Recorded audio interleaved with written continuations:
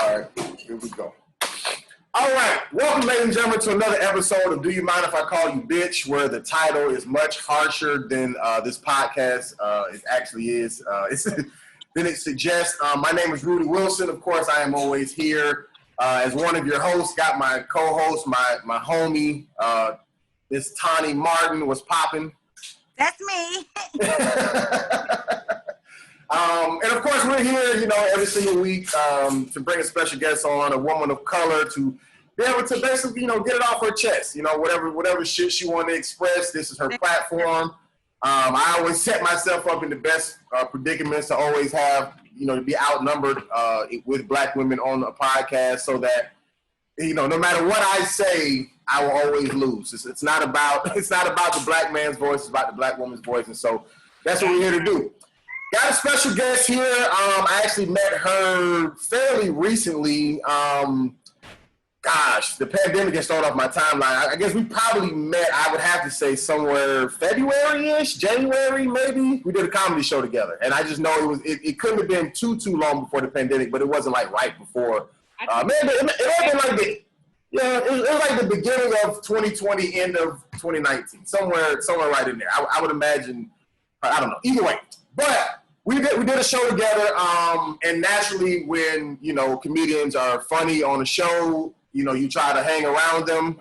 Usually when they bomb, you never speak to them again. Obviously, she did exceptionally well because, we've worked together since, not so much on stage, but through Zoom comedy shows. She's been on my other podcast, and she's here today. So please, ladies and gentlemen, welcome to the stage. Welcome to the podcast, Miss Holly Logan. What's poppin'? Hey! So thank God you didn't see me on the show after that one, because I was ass off. When I tell you I was at the Comedy Union, all I saw was. Hey, but in the comedy world, especially in stand-up, that's how it goes. Like if somebody, and I was joking about why I latched on to you, but he ain't joking. He don't No.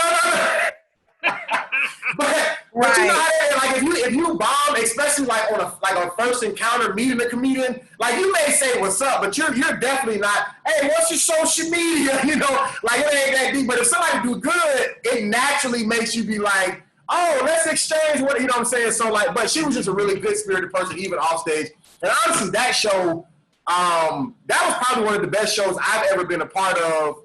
Not that I've necessarily done individually. I think I've given that same performance, but I've never given that performance and everybody else did too. You know what I'm saying? Like everybody on that show killed.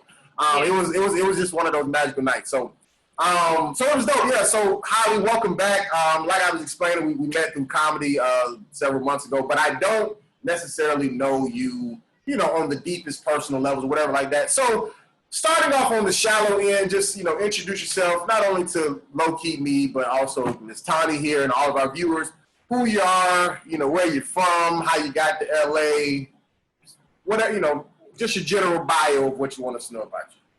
Okay, hey, I'm Holly. Who I am is just everything and everybody. That's all you need to know. Next. Right.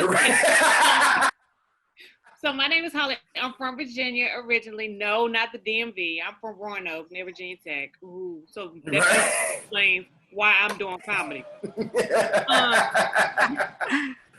So now I came out to LA 2004. Couldn't stand it. I thought this is where God sent clones before he put them inside. There wasn't nobody out here real. I said, get the hell up out of here. I said, God, I get it. This is hell before you die. I passed that step. I could just go straight on to glory. So then I went back to the East Coast and went back to Virginia for a minute. God help me. I swear, I don't know how I don't have cut marks. When you went back to Virginia, you went back to Roanoke? Yeah, child. Don't tell nobody. Gotcha. So then I went back to Atlanta. Long story short, I had 2 brain surgeries. The first one was in Atlanta. Okay. And so after that, when I was like, I'm going back to LA. And so my old job actually wanted me to come back. They paid for me to move across the country. Woo woo. Gotcha. So I came back out here. And my best friend was sick. He had cancer. He ended up passing away a couple months after I got hit. And my mom passed away 3 months after him. Oh, wow. So, yeah. So then I was in the worker world because right after my mama passed, my daddy said, I know how much money she was giving you. That stops now. So then I had to work to be on my, my own. But then 2016, I got hit from behind by a car. I had to have brain surgery again. Oh, wow. But that time I was like, okay. Now get your ass. Sorry to cut you off, but it was the second one was to repair the first one. Like the first one got damaged, or it was something different. The first surgery I did got damaged when I got hit by a car. Gotcha. My brain popped again, so they had to put it back up and do all that. So that time I was like, okay, God, I hear you. Done. And then I started fucking up at work on purpose. They would not fire me. Wait. So the car accident made you hear God say leave your job? That's right. He said, you know how many jobs I've quit without having car accidents? Me too. You know I had about 20. Why was you so rebellious? Why? Because I'm a little bit older than y'all. I got bills to pay to get. My daddy basically told me what your mama was sending you a month would not leave my account no more. Right, for sure. So I'm trying to be responsible, right? And but then I started doing comedy. Like I said, I tried to get fired. Like tried. I cursed my boss out and everything. Wow. One email I sent him, he called me to his office. I'm like, I get down there, he was like, I'm not even gonna read the email you sent me last night because I know you've been through a lot. I'm like, this motherfucker is. So then the next year, I was like, okay, this ain't gonna work. So I was still, I was doing comedy. I started doing comedy and it was fun. But then they actually did start stressing me the hell out. So I went on stress leave for like a year. Mm-hmm. And I went back to work March 9th of this year. They fired me March 10th. Oh, man. But this time I didn't want to be fired. Because I knew the quarantine was coming, so I wanted to be able to. I was like, well, this is a good time to stack some paper. Right. Like, wait a minute, we got this shit fucked up. Oh, wow. So that's my little journey. But I'm glad it happened because, Right. Yeah. And you've been doing comedy how long now? Since 2017. Gotcha. No. Yeah. Like, I've been doing comedy since I was 5. Right. For sure. Yeah.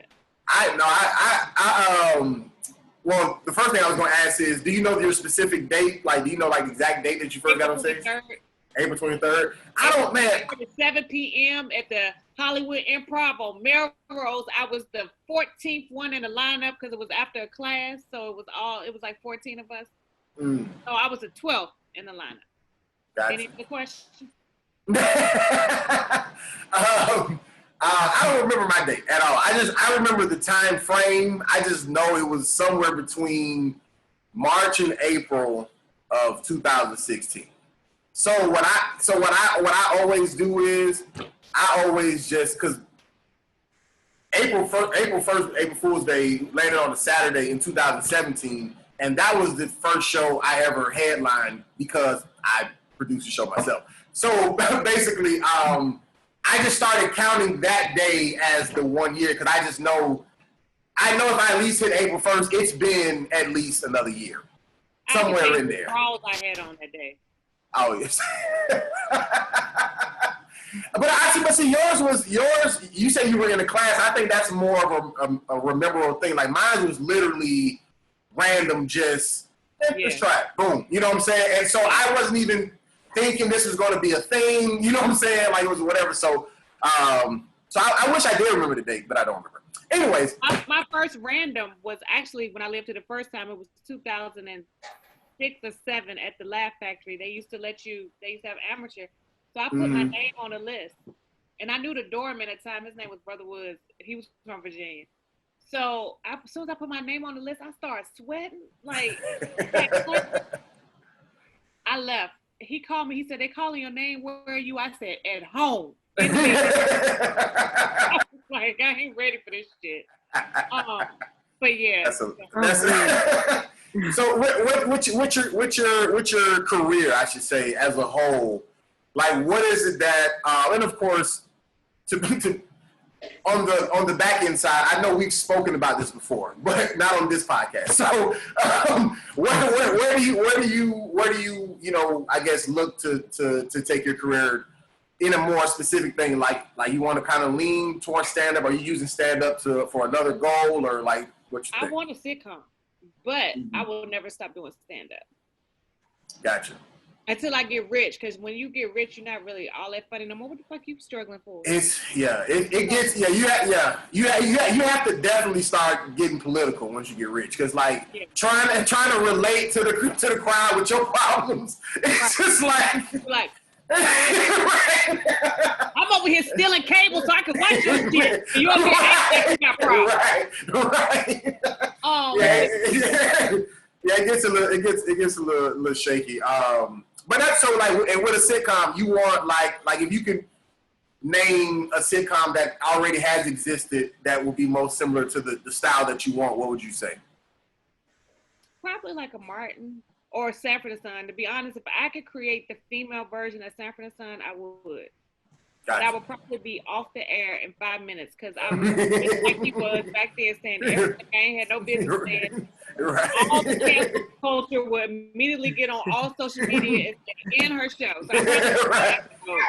But this how you can get away with it though. You make it a period piece and you take it back to a time where that stuff was acceptable. So that way you just like, no, Holly not saying this. Right. The character back in 19 whatever, that's how they talk. You feel what I'm saying? Exactly. Then you let it fly. Show it would be like the female version of Sanford. And do you want it to be, because like sitcoms nowadays can be shot different. So now they're doing more one camera, like even like with what is it, like Blackish or whatever. That's a sitcom, but it's not shot the same way as House of Pain. House of Pain is 3 cameras on a set, live audience type of thing, as opposed to Blackish is more of a almost shooting like a movie, like you know what I'm saying? Like we're shooting these scenes for these episodes with one camera from these different angles. We shoot it all at once and then we edit it and put it out. So like, which one would you kind of? Just like Sanford and Son. Just like Sanford and Son. Okay. Audience. Yeah. Gotcha. Yeah. Do you think that'd be a thing after COVID? I guess or I guess maybe if they found a vaccine, that'd be doing. I think probably not until 2022. Yeah. Because they said we're not even gonna get back to normal to 2021. Right. Yeah. And that's like cocaine, summer. Y'all. If my nose start running, I ain't doing cocaine.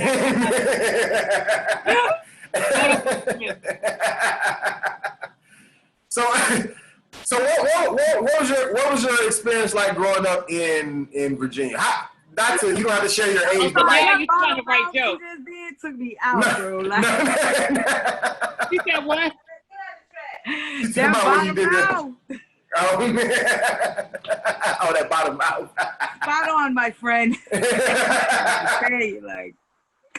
Right. No, I was saying, your experience growing up in Virginia in the sense of, I don't know much about Rono or whatever. Like, nobody does. What I'm saying, like as a black child growing up in, because Virginia definitely somehow, made it to be the South. I don't know why they didn't go ahead and just push them up north, but they was like, no, we're gonna be racist all the way up here too. So you know what I'm saying? Right, exactly. So I know it definitely dealt with even, low key just say Georgia and Mississippi problems, but whatever. So what was just your whole experience like just as a black person in Virginia? So it wasn't as bad as Georgia, Mississippi. I take offense to that. So I was really meaning like back in the day, but not so much. Like, so first of all, according to my mother, the first couple of years that I could talk, I thought I was white. I used to say, "I'm white. See, I'm white." Oh, gotcha. And quickly learned. And quickly learned. Quickly. First of all, my mama said I'm the only baby she ever known born with nappy hair. She said each one of my hairs was screwed to my head. She said she wanted to cry because I was the ugliest thing she ever seen in her life. Wow, like okay. I know it's true. I was born on my granddaddy's birthday. He said, you was the best birthday present. You was the ugliest.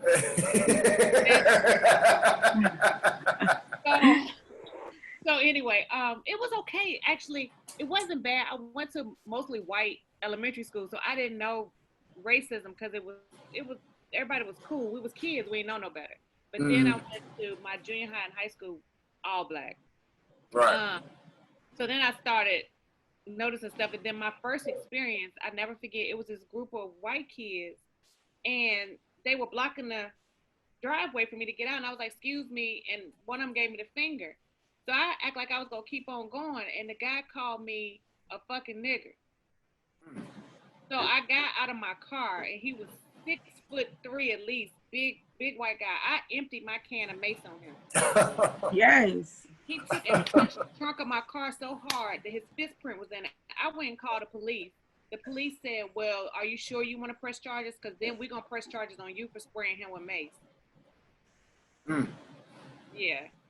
That was my first experience. So he bullied me out of prison. Right. So from that point on, I was like, fuck them, feed them beans. I don't want to deal with them now. I don't like them. So then that was my experience. But I grew out of that. Hi, Steven Spielberg. Like, but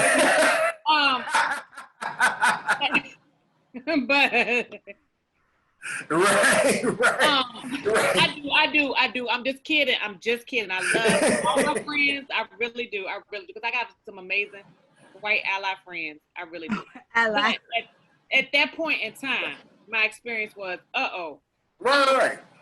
So, but Roanoke is small, but I had friends who went to Norfolk State, and I dated a boy in D.C., so I got out as much as I could. Like, I was road tripping at 17, 18. I'm like, get up here.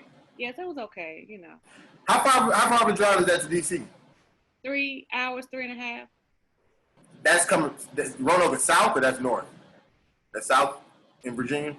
I don't really know how DC sits according to Virginia. So I don't know. You want to play bitch games? Do I mind? No! You it's south.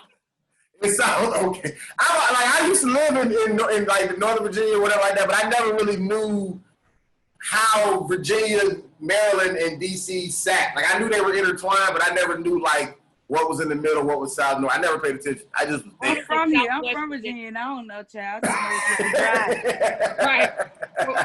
Right, exactly. We're right up in Southwest Virginia. It's near Virginia Tech. What the hell? I know the school Virginia Tech, yeah, but I never been. My dad went there. Okay, so I'm like 20 minutes. So from DC, you would get to Roanoke before Virginia Tech. Right. Yeah. Gotcha. No. So what about as far as like the Negroes you was pitch and woo with over there in Virginia? I had some amazing friends. The men ain't shit. If any of y'all are say yes, I'm talking to you. Does that go for just Virginia or that's LA as well or like? So if any of my exes from anywhere on here ain't none of y'all shit. Okay, from anywhere. Right. I'm just kidding. I like most of my exes except one of them, you little homeless bastard. But the rest of them, I'm still cool with. You know who you are, you little homeless bastard. But yeah, I'm still cool with all the rest of them, to be quite honest. Yeah, I'm still cool with them. Did you pick up a preference in reference to like East Coast versus West Coast guys? I love me a New York man. Gotcha. You know, we just had a conversation about that because our last guest, very good friend of mine, but she's from New York, but we were talking about the difference in like the New York guys and like basically it was Florida specifically, but just Southern and just the different or whatever like that whatever like that. Florida men, sometimes I don't quite understand them when they say things. What your name is? Right. Who your daddy is? Like, you know, I went to school in Albany, Georgia. So I went to school in South Georgia. I was never forget my first of all, my Botox is not working. I got to go back to that. But when I first went to Albany, I never forget. They were like, "You going to the party in the bike yard?" Yeah, bike. And I said, "Why would I go to the bike yard?" And they was like, no, not a bike. Like the bike of your house. I called my mom and daddy. I said, "Can you come get me? This is not going to work out." But then I'm from Georgia, so that's perfectly normal to me. You know what I'm saying? No. But now the messed up part is now I talk like it. My daddy was like, "We sent you to school to be better. Now you need you need a refund." So what was that? Albany State is that? Yeah, Albany State in Albany, Georgia. So yeah, gotcha. So, but it was a lot of Florida guys. There is a difference. The love of my life was from New York, but he went to Albany State. And any of y'all from Albany State watching, yes, I still call him the love of my life. So, but I just something about New York, man. Like, I got a lot of mouth. So number one, I need a New York guy, and number two, it's just something about, I don't know, it's just, I don't know, but I don't like fake New York accents either. Like if somebody be like, you know what I'm I'm like, oh my God. Right. The DC dudes are good too. Like I like my love DC dudes. They good, they cool. Yeah, DC low-key, they have their own style, but DC has a kind of a New Yorkish, you know, it's like it's DC and New York, that was they clash. Right. But I'm saying as far as just say the style of men, that even the way they kind of talk, you can tell the differences, but that's why I always right. It's still kind of like, but New York is definitely more, I would say, still more aggressive and more like New York is more of like the dominant version of it, and like DC is not that it's a lesser to them, but they're like the watered down version of it. Like it's not as that's what I'm really trying to say. He didn't put it out there when he used the word. I like to be dominated in the bed. Right.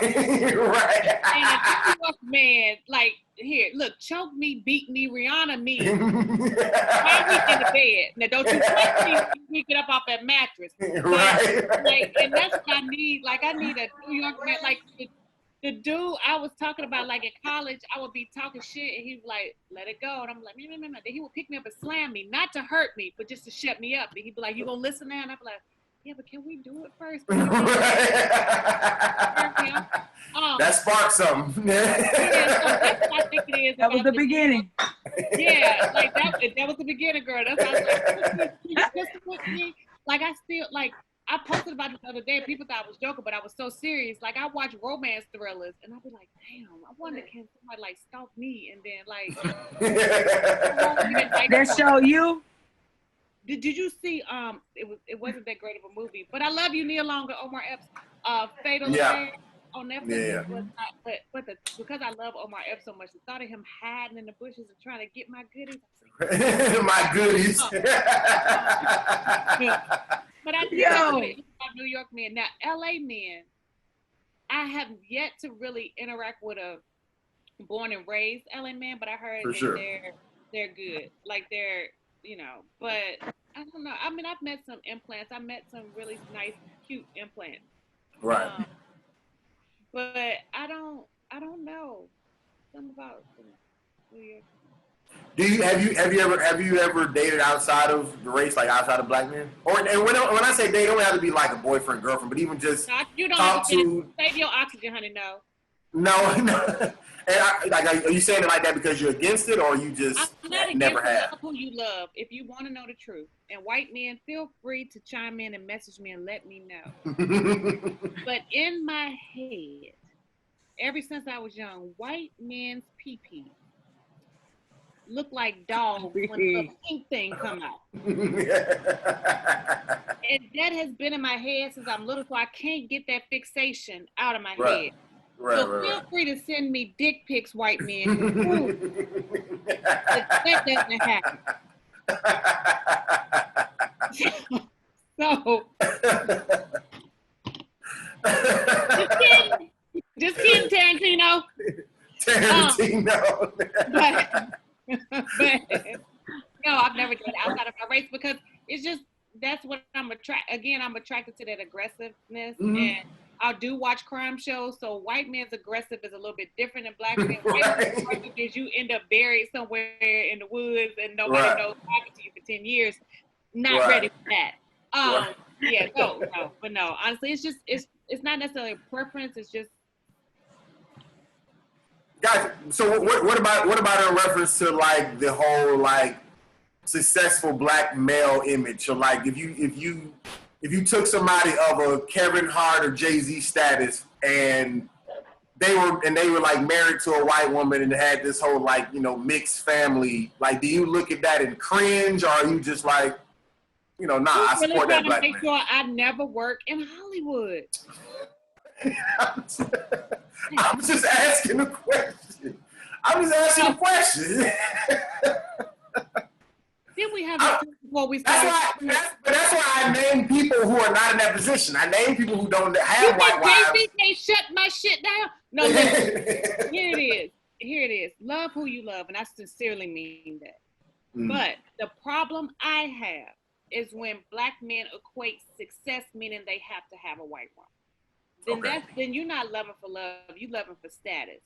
Right. Yeah, so that's the problem I have. I have a problem when you elevate a certain race higher than your own, because then you don't like yourself. Right. You know, I know. Or your mama.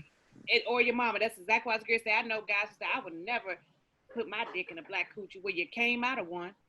You know, so that's the problem I have. So no, date who you love whoever you want to marry, be with them. But don't put down your own race and elevate. And don't allow, another thing I hate is when black men allow women of another race to dog black women. Then that's the problem I have too, because again, you self-hating too, because you allowing somebody to talk about your mama, basically. And then I so hate the whole, I don't date black women because black women are this. You don't know me. Like, yeah, I joke and play, but you don't know how I am. I take care of my man. You know, if they throw me on the bed right and up against the wall right, I'm gonna do everything you need me to do. You know, so I'm gonna pay bills and everything if you know, we got shit. We live in life.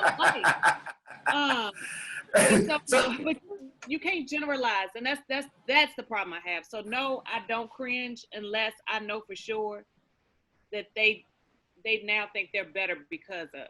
So on the opposite end of that, this is actually a question for both of y'all.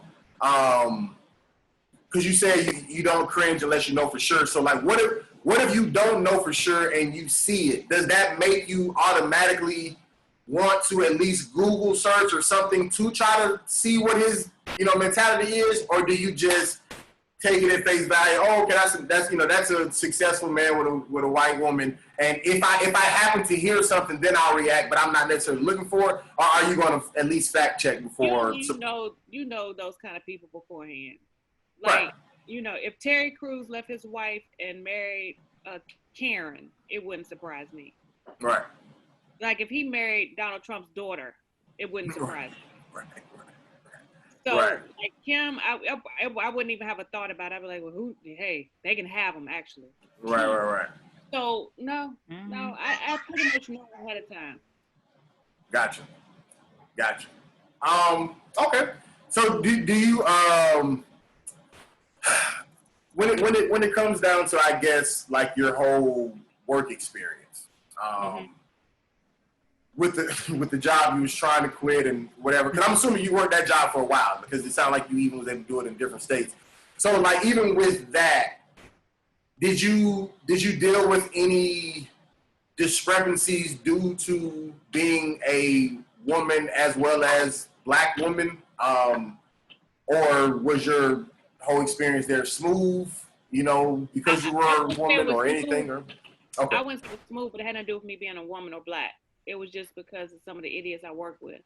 So I could say that because actually my boss at the time, the CEO, he was very supportive of the black community. I never forget when the first kid, I think it was Mike Brown happened, or then Trayvon, he called me and said, hey, I just want to check on you. Are you okay? If you want to go to the rallies, you can have off and I'll go with you if you want to. Like, so he was cool, but so no, but I did have another job at LA one time, and the boss actually came up to me and said, do you mind like try not to show how smart you are because, white men sometimes get intimidated by smart Black women. They do. I said, no, and as a matter of fact, you can kiss my ass. This is my last day. Like, I'm Right. not dumbed down. So that's the problem I have is like I'm not supposed to shine necessarily, but with this job, that wasn't it. I never experienced that because that job was actually very multicultural. Gotcha. Yeah. Gotcha. Do you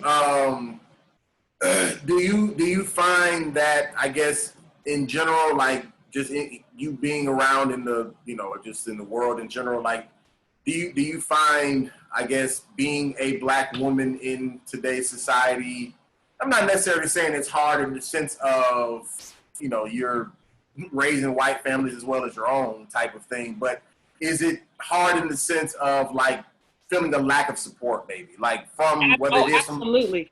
Okay. Black women are the most hated, disrespected by everybody, even Black men. Not all Black men, because I'm not one of them generalizing, but a lot of Black men will not carry a Black woman, will not. And of course there are some angry Black women, but then ask yourself why. Like, what has made them get to that point where they got to be defensive and angry? So yeah, I don't always feel supported. And is that mainly, what am I not gonna say mainly, but do you think that where do you personally see it more? Do you see it like, is it more of like a looks thing? Like it's a comparison, like we're shitting on like how like a natural woman, Black woman's hair look? Or are you talking about more of they're not speaking up to help get like better jobs or roles or opportunities? All of the above. Okay. All of the above. If you want to talk about the look thing, absolutely, yes. Me being lighter can say I absolutely have gotten some more opportunities than maybe one of my friends or whoever that was darker skinned than me that's more qualified, but I'm one to speak up and be like, wait a minute. Like, so that happens within that. First of all, we got to stop that too. We got to stop the colorization of our own, like with the whole Kamala thing, like her politics, take whatever, like it or not, but I don't like hearing people say, but is she really Black? Yes, she's Black. Yeah, like Black. You can't turn around when it benefits you and says a little bit of Black means you Black, but then when you don't like her, and then to say, well, her dad's Jamaican. Well, what the hell are Black Jamaicans? Yeah. They Black. They Black. That's what they Black. So all of that bothers me. Like, no other race does that. You don't. And I'm sorry to cut you off, but that ignorance comes from, because what American Blacks think is that if you're not African American, then you're not Black. But that has nothing, because like all of these different stuff on this side of the world came from Africa. Slave ships came to South America, Jamaica, you know what I'm saying? So these different accents or culture, whatever, just derived from where they were set. But we were just here in America, but it all stemmed from the same thing. Like it's not like a different planet of niggas and then us. Like, you know what I'm saying? Right. Like it's exactly. So, yeah. Exactly. So yes, I think that it's just all of the above. And I think it's, even if we want to go a little bit deeper, if you want to talk about size, because I'm a plus size thick chick, and no, I'm not gonna stand up to show you. But I don't think you're plus size. Like you I'm saying plus size would be like what Monique was repping her whole career. I don't look at you as that at all. Like you don't. Well, let me tell you the difference between East Coast and out here. Okay. East Coast, I'm thick. I might be sexy thick. Out here, I look like Precious.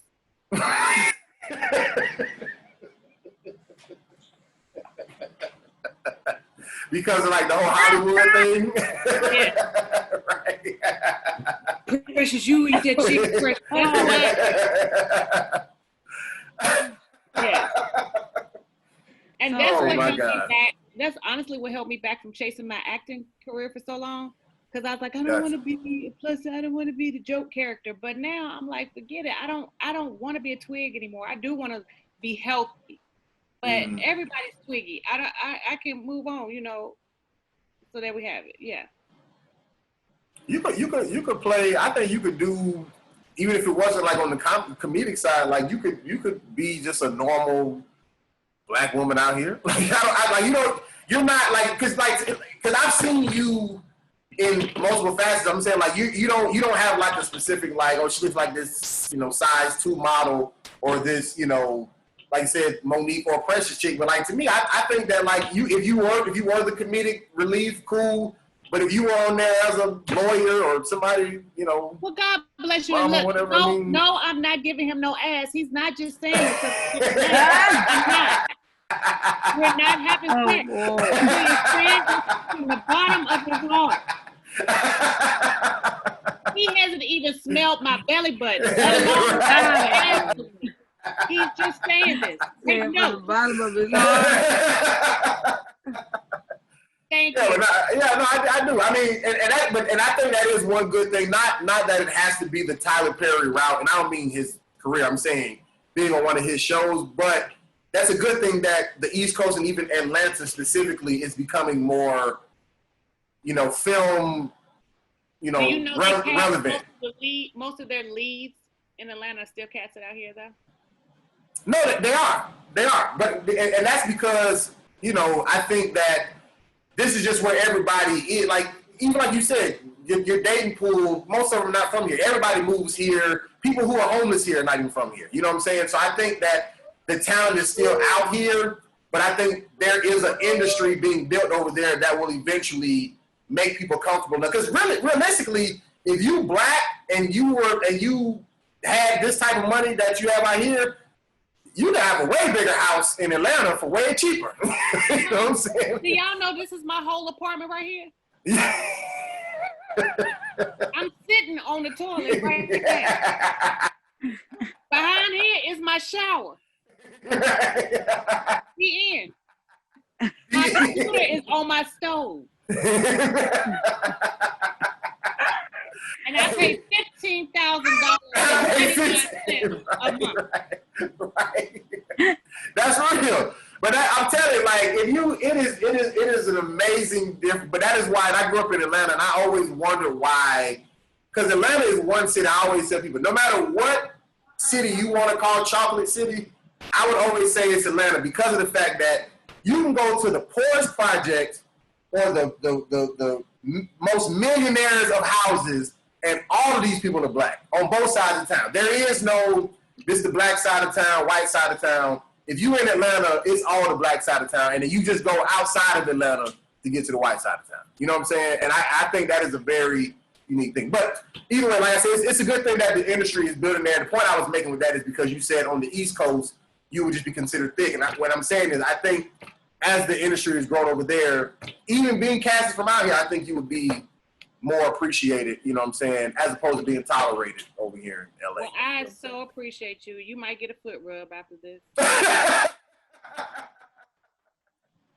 So going back, I want to go back to the men just for one quick segment, not anything specific as far as the individual man, but do you think, and actually, I'm actually glad you're here because I feel like you're going to be able to help me with this word. We've been fucking up on this word every week. Is the word chivalry or is it chivalry? Is it chivalry? Chivalry? Chivalry or Did you chivalry? hear me say I went to Albany State and I talk like them now? Oh. I think it's chivalry. You spell it CHIVALRY. Okay, so there's an L. So there's an L. Okay, so chivalry. We're going with chivalry. I've always thought that sounded right, but I'd be fucking up. I say jewelry instead of jewelry, and I never noticed it until somebody pointed it out. Jewelry is jewelry. No, that's what I'm saying. I would call this jury, is what I'm saying. Oh no, that's jewelry. Yeah, but I never noticed it until somebody pointed out. It was like jury. I'm like, yeah, jury. Okay, let me ask you this. You had jury when somebody die, what do you do to them? You bury. You bury them. Would you? Well, wait a minute. You said, what did you say, Tony? Bury them. Okay. And what did you say? I said bury. No, you didn't. You said bury. That's what I said, bury. Yeah, bury. You said bury. That's my thing. But technically, is it an E in it? No, it's a U. But the actual correct way is I'm going to bury them. Yeah, so I'm sure. Saying it more right. So you see what I'm saying? It's like, I mean, I grew up. We got our own language. We got our own language. I also grew up saying library. You know what I'm saying? Like, right, and that's totally incorrect. Right. Well, it's like I don't say Wednesday. I say Wednesday.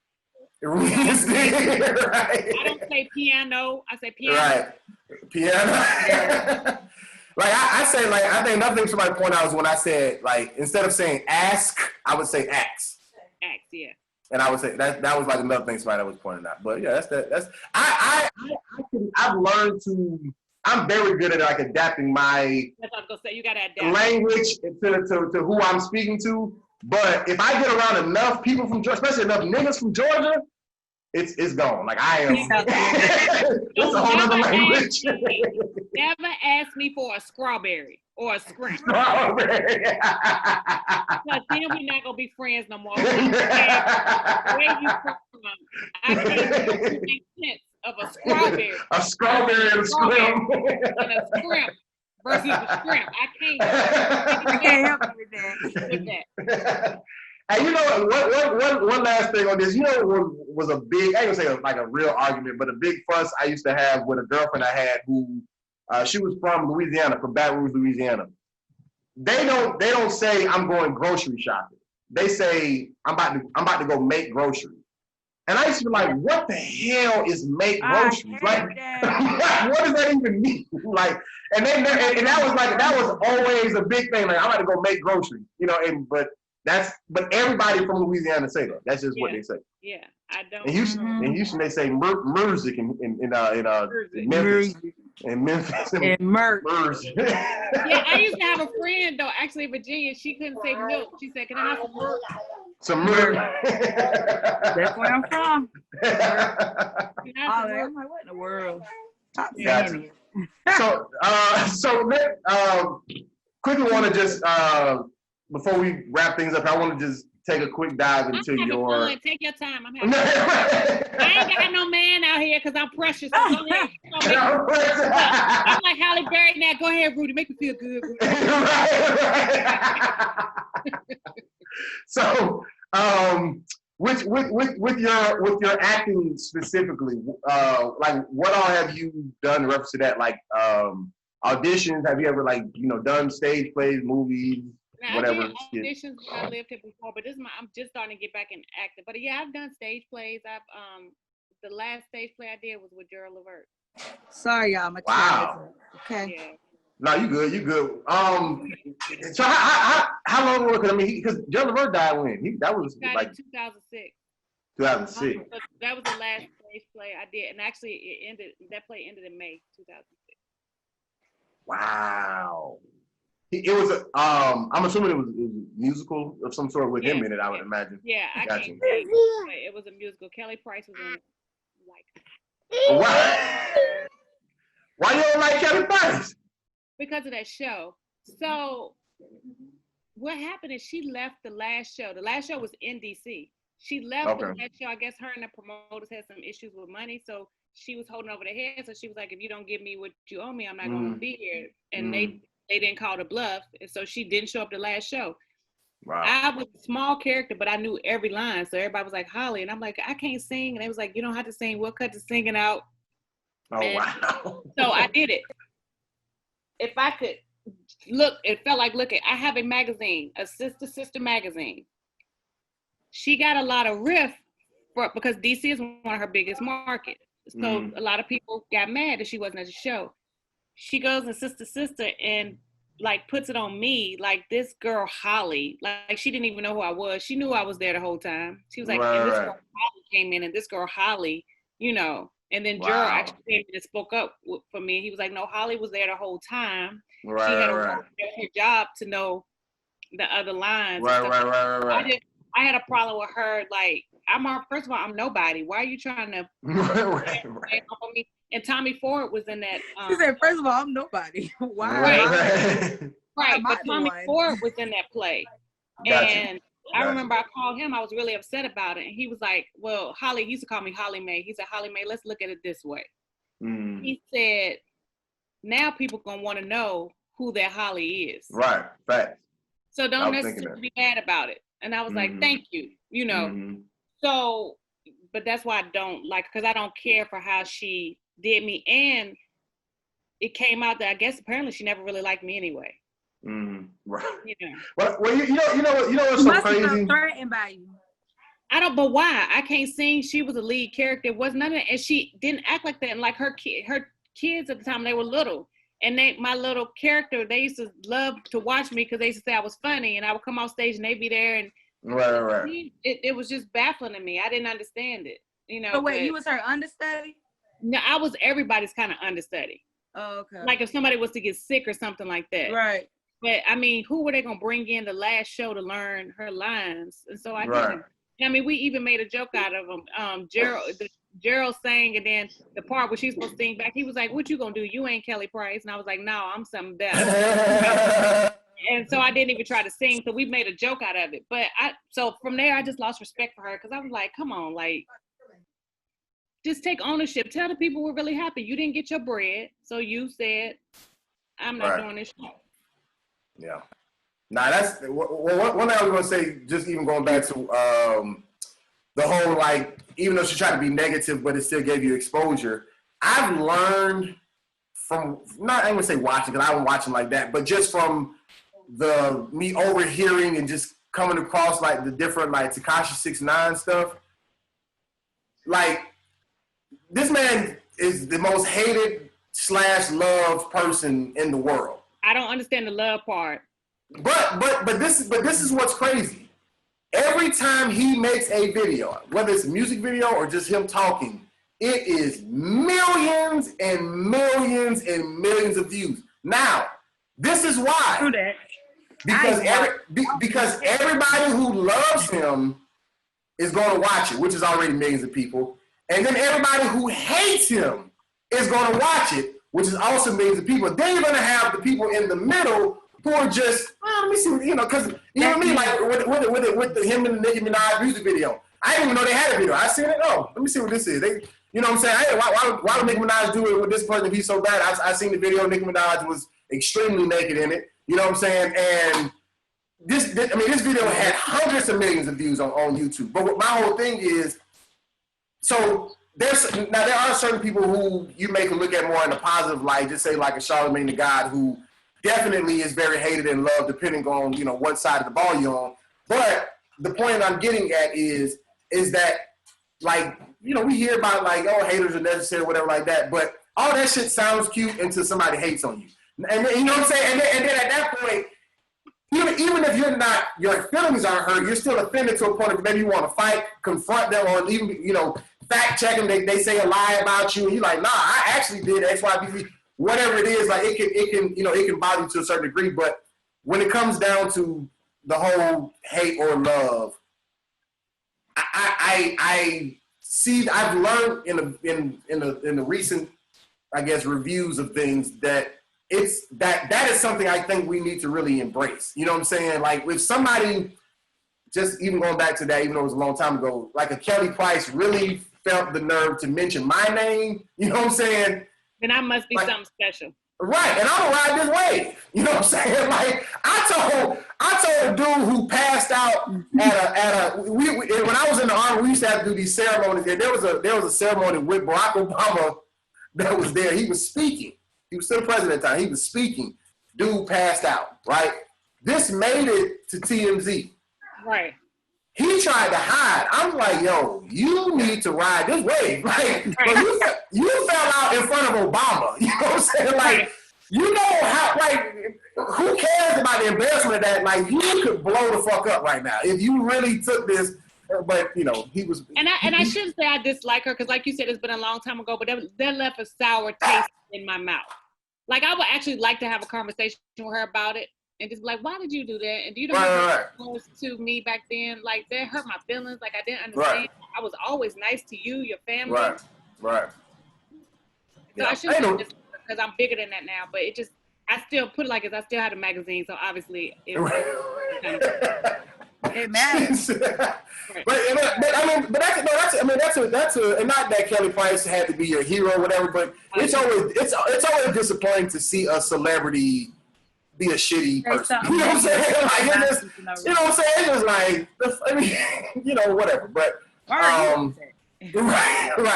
But at the same time, I think even on her, from her point of view, she probably, whatever she was pissed off about, she probably just felt like, shit just from the roll downhill. Like, I don't care who Holly is. I'm about to shit on her because she took my place. You know what I'm saying? I'm about to shit on the manager, the promoter. She probably just was trying to go on the shit fest. And shit on the promoter. She should have. She shitted on me, and the Holly girl flew in. Like, she was shocked. Yeah, I was there. The whole time. Flew in the beginning? Right. She probably thought you sung. She probably didn't realize they took the singing out. She probably knew I didn't sing. They knew I didn't sing. Everybody knew I didn't sing because that's one of my things that I do. I do sing a lot because I can't make it funny. Like, you go on my YouTube page. I think it's locked. I'm going to unlock it soon. But I got this audition I did. I actually booked one TV show, a pilot that didn't get picked up, and I got called. AGT called me because somebody told them about my bad karaoke singing. They wanted me to be on the bad singer, and but I chose not to do it.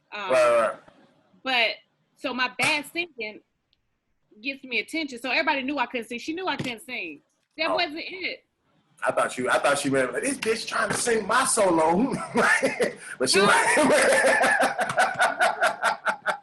she can't hit that run like me. She wasn't even. You should add that in the story. I think that's better. Tell people you actually can sing and you stole her solo. I think that juices it up. That beefs up the ratings a little bit.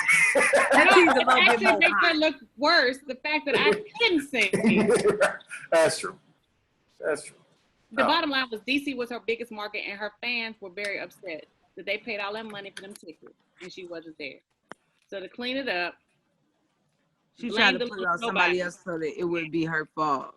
Yeah, and blame it on somebody. And Gerald had my back. Right, I'm glad that she was actually to know that she was doing. In 2006, I didn't know Kelly Price was still relevant in any form or fashion. So the fact to know that she was even acting is a blessing.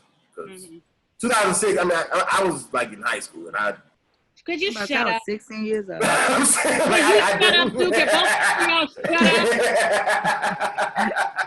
y'all heard me just say I had to get Botox, and I'd tell y'all I was not 16 years old in 2006.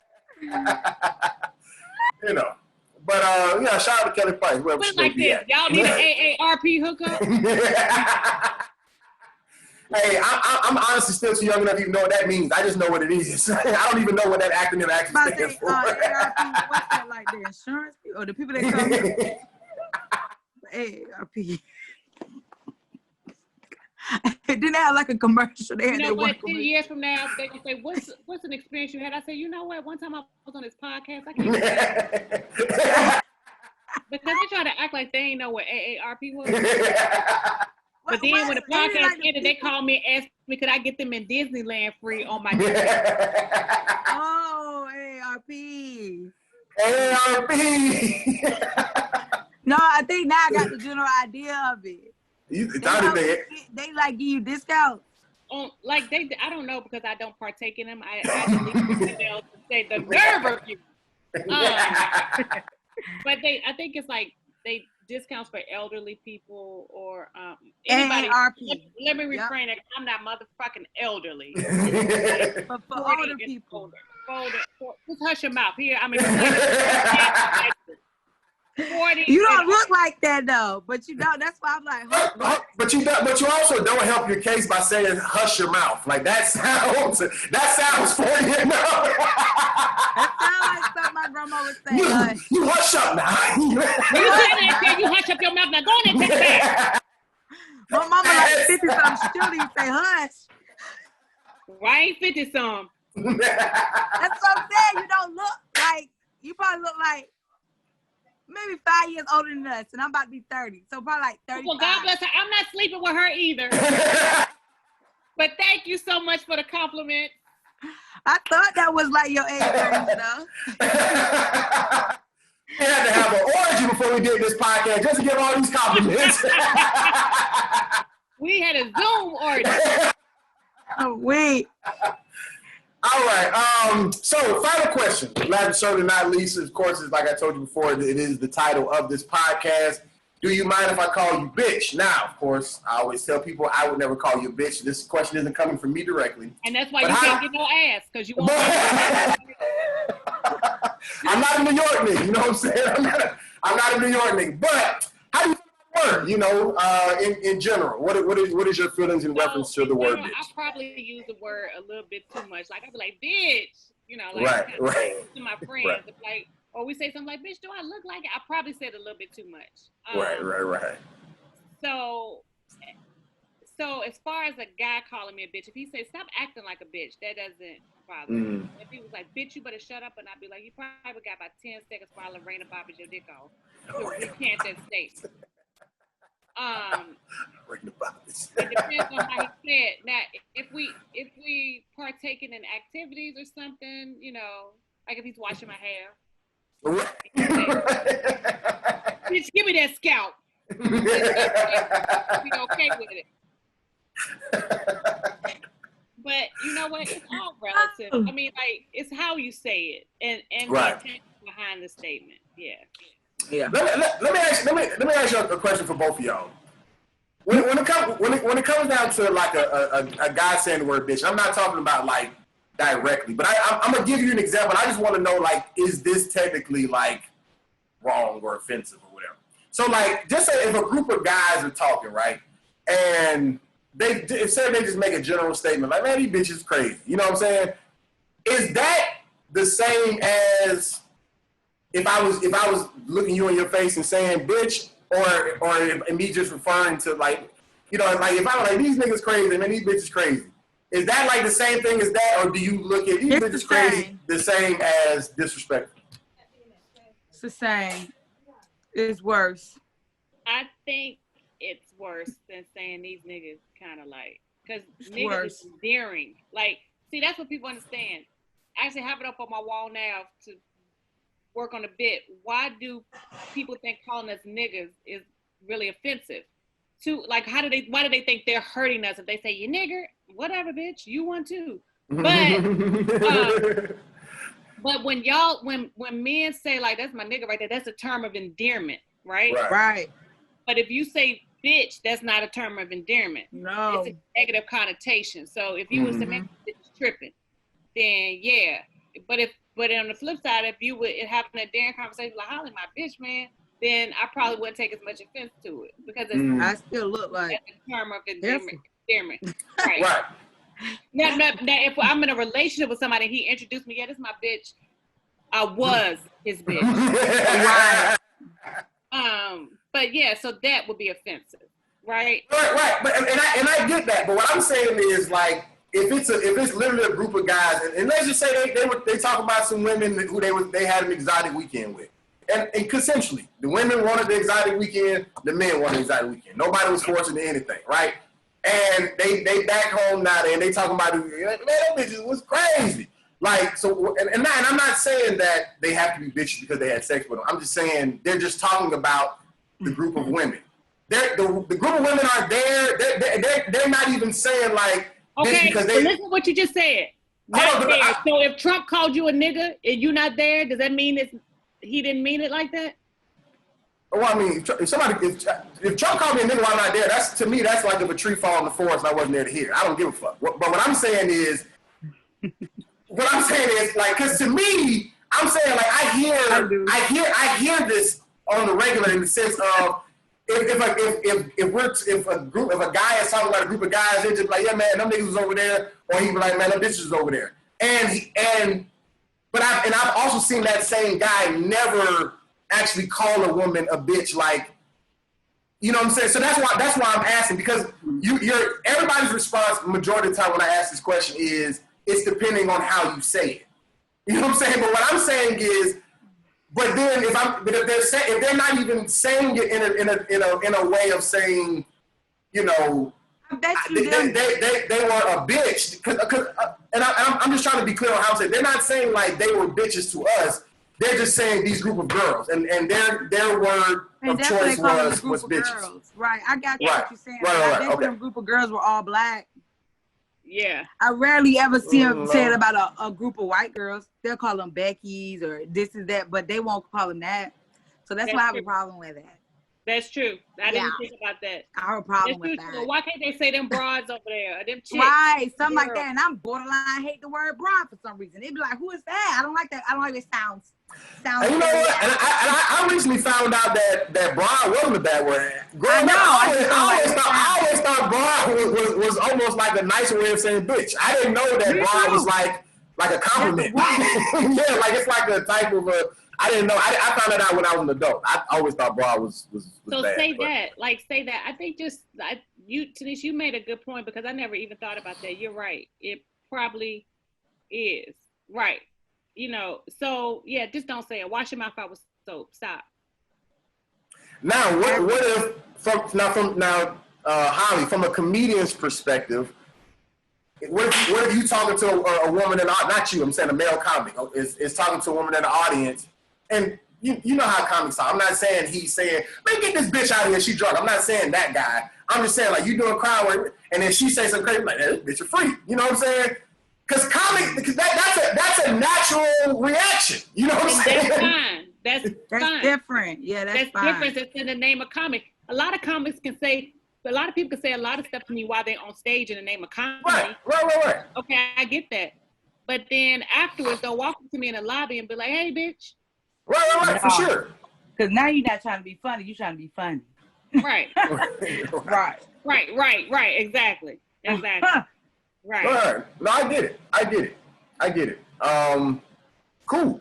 Well, do you have anything else, Holly, that you wanted to put out on the table for me? I had so much fun. Have me back anytime. I got so much shit to talk about. You didn't let me talk about my loser ex-boyfriend, so I would like to come back so I can expose him for what he really is, a piece of shit. So... Because you were covering so many, I thought you were just giving them all a shout out, like fuck all of them, and besides the one, I think you ain't one of them love, but you said fuck a lot of people, so I didn't know if that was like I fuck everybody. No, I just wanted to address the fact that I'm aware that one of my lashes is doing this and the other one is doing this. We had an earthquake last night, and it shifted my eyebrow. I overslept for this, and so therefore I didn't get a chance to, get cute. Right. I mean, it's early. We do this at 9 LA time, so it's. Yeah, so I just wanted to explain that I don't think I'm doing it up with this crooked ass eyelash. So please don't be like. We can't even tell. Even as you're pointing out right now, like I still don't see it. You know what I'm saying? Because what I see, I feel like I'm doing like this. So I just want to point it out that I'm aware that the shit's crooked. just in case somebody saw it. Just in case. In case Kelly Price want to call Sister Magazine, tell her my eyelash crooked. This Holly bitch stole my solo with her crooked eyelash having Exactly. Gotcha. No, that's dope. So, shout out anything you got, podcasts, shows, websites, Instagrams, all that good stuff. So my Instagram, please follow me, is comedian Holly Logan, as well as my Facebook, comedian Holly Logan. Twitter, follow me if you want to. It's boring as shit, but it's HML the Star. YouTube, comedian Holly Logan. But I have my own gifts. I am a gift. So you can find all my gifts on Twitter, Instagram, Facebook, when you're doing stories. How you spelling Holly? Holly. Okay. Yeah, Holly Logan, Logan. And then I put it in our chat. But so use my gifts so my face can be out there. I have funny gifts, spiritual gifts. I have all kind of gifts. So I am a gift and a gift. I have a podcast coming up soon. So you have to follow me to know. If you want to know about it. Hey. I always post about shows, Zoom shows. Rudy and I have a Zoom show coming up soon. He likes to, you should probably watch it because he likes to joan on all of us. On the sounds all right. Yeah, so that's it. God bless everybody. And you know what? It's easier to love than to hate. And not for me. Vote. A non-vote is a vote for the orange rectum. Gotcha. Makes sense to me. Lonnie. Lonnie. I was thinking about your last name and first name, Holly. Lonnie Love. I'm about to say Lonnie Love. I was thinking of Holly and I was thinking of Holly and Logan, and I said Lottie, but I was trying to say Holly. I will never be back on this show. I will never be back. I appreciate you for pulling up, man. You were definitely a very, very dope guest. Very hilarious. Definitely a dope guest. Thank you for coming. Thank you. I'd love to come back anytime. Absolutely. Of course, you can follow me. Don't follow me. Just go to rudycomedy.com. All my Instagram and YouTube stuff is there. Yeah. I mean, people don't follow me. You need the followers out here. You need the followers. You need the followers out here. Unfortunately, look at Rudy's face. Sometimes you're gonna get booked for comedy shows because you don't have enough followers. No, that's real. That's real. So follow us. I'm telling you, I'm begging for. I'm offering Popeye's chicken sandwiches for the first 100 followers. One out of the first 100 will get it. No, I'm gonna give 100 chicken sandwiches away for the first 100 followers. You better than me. All right. I'm lying. I'll let you watch me eat my chicken sandwich. You just sent him a picture of it. Right. Imagination. Tiny.ent. That's she popping out here in these streets. SoundCloud. What's your name on SoundCloud? Tiny Official. TAUNI Official. Tiny Official. Rudy, text me everything, so I have everybody's. I got you. No problem. And thank y'all for watching, man. This is another episode of Do You Mind If I Call You Bitch? We're here every single Saturday. Myself, Tani, Tanesha, and another special guest next week. Holly, appreciate you again. They won't be as special as me. They're not as special as me. Won't be as special as her. Peace. We out.